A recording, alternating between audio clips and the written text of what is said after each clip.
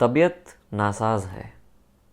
तबीयत नासाज है तो सुनो, एक मोहब्बत वाली चिट्ठी लिख दो, ठीक है? भले ही ये तुमने नहीं लिखा है और शायद तुम कभी कहोगी भी नहीं, फिर भी ना कही हुई बातें बस यूं ही समझ जाना जैसे मेरा जिम्मा है। उसके चलते हुए चलो एक चिट्ठी तुम्हारे नाम लिखते हैं। डियर तुम, डियर तुम, कैसी हो? सब खैरियत?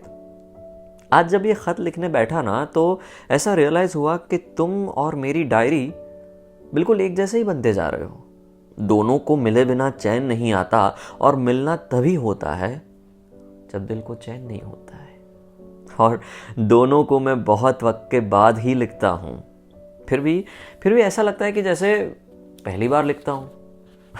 नहीं नहीं, ये कोई बहाना नहीं है। सच में लिखने का मन तो बहुत करता है, पर बात दिल तक पहुंचती नहीं है। पर जब जब समंदर का पानी पूर्ण चंद्र की वजह से बाहर भरने लगता है, तब तब मन की खराश और मिठास निकालने ये जोगी तेरे पास पहुंच जाता है। तो डियर तुम, आज बहुत वक्त से जो ना कही हुई बात है वही बात तुम्हें कहना चाहता हूँ। मुझे पता है कि बिना बताए मुझे मिलने आना तुम्हारी आदत नहीं है, फिर भी ये बावरा मन ऐसी ख्वाहिश हमेशा रखता है कि क्या हो अगर तुम बिन बताए ऐसे ही मेरे घर में आ जाओ।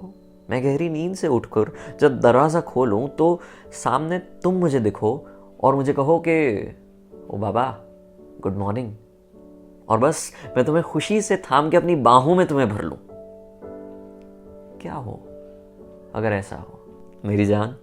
ऐसी ख्वाहिश तब ज़रूर से आती है जब जब घर की घंटी बजती है।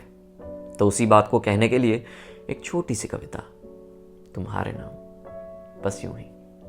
जब जब मेरे घर की बैल बजती है, जब जब मेरे घर की बैल बजती है, लगता है तुमने आके मुझे दस्तक दी है। हाँ, पता है कि थोड़ा बेतुका सा ख्याल है, पर तू मुझे ऐसे ही मिलने आए, वो सुहाना मेरा ही तो हाल है। हाँ, पता है कि ये थोड़ा सा बेतुका सा ख्याल है। न जाने कब तुम बिन बताए ऐसे ही आ जाओगी।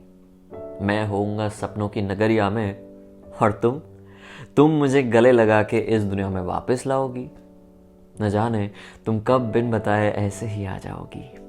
फिर मैं और तुम एक दूसरे में मस्त होंगे, चाय और कॉफी के 2 प्याले गर्माहट में व्यस्त होंगे। फिर मैं और तुम एक दूसरे में मस्त होंगे। न जाने तुम कब बिन बताए ऐसे ही आ जाओगी। फिर तुम पूछोगी कि अगर मैं आऊंगी तो सबसे पहले क्या होगा? हंसता हुआ मेरा मन बोले, बाबा पहले वॉशरूम जाके ब्रश होगा, क्योंकि तुझे सुबह सुबह इतना नजदीक देख के मन में मेरे कुछ तो रश होगा। कुछ लम्हों तक हम दोनों की बाहों का जोर जरा भी टस से मस ना होगा। सुकून ऐसा होगा कि बरसों के बाद पहली बार मिला हुआ वन एंड ओनली का ठंडा सा कश होगा। अगर तुम आओगी तो सबसे पहले बस ऐसा ही कुछ होगा। काश तू अब सच में बिन बताए यूं ही मुझे मिलने आ जाए, हाथ थामे तू मेरा और होठ मेरे सिलने आ जाए। काश अब तू सच में मुझे मिलने आ जाए, फिर मैं भी कभी जिंदगी ना मिलेगी दोबारा का ऋतिक बन जाऊं, नींद से उठ के तुझे देख के खुशी से झूम जाऊं। फिर तू लैला बन के इस मजनू को अपनी आगोश में समाए। काश अब तू सच में बिन बताए यूं ही मुझे मिलने आ जाए। काश अब तू सच में बिन बताए यूं ही मुझे मिलने आए। तो डियर तुम, इस कश से काश तक के सफर को जल्द ही पूरा करते हैं।